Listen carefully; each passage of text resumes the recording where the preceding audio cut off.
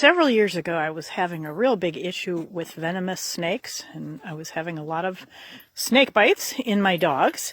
And as you know, I do a lot of rescue. And so I had to snake-proof my yard, and people have asked me what the method was. What is a snake fence? And so here's what I came up with.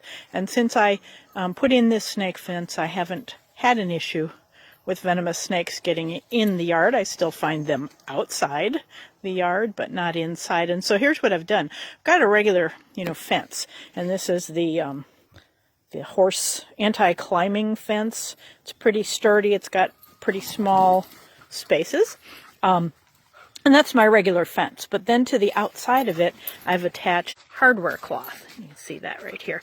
At the bottom, I've bent it out about 6 inches and then staked it to the ground using landscape stakes, and I run them every few inches to make sure that it's good and solid, that snakes can't get underneath it. And then as you see, vegetation starts to grow over it and sort of becomes one with the ground so that I can mow up against it. And then I take zip ties along the bottom.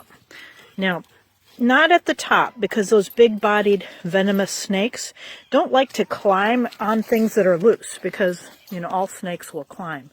And this has been really effective. What I have mostly here are cottonmouths, but I've also had rattlesnakes and copperheads in the yard.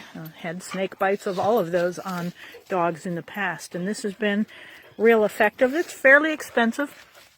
I buy the 1/4-inch hardware cloth in 50-foot or 100-foot rolls, and I've done approximately a 2-acre expanse all around my yard so that the dogs have lots of running space. So I've gone up to the deck, all the way around that part of the yard.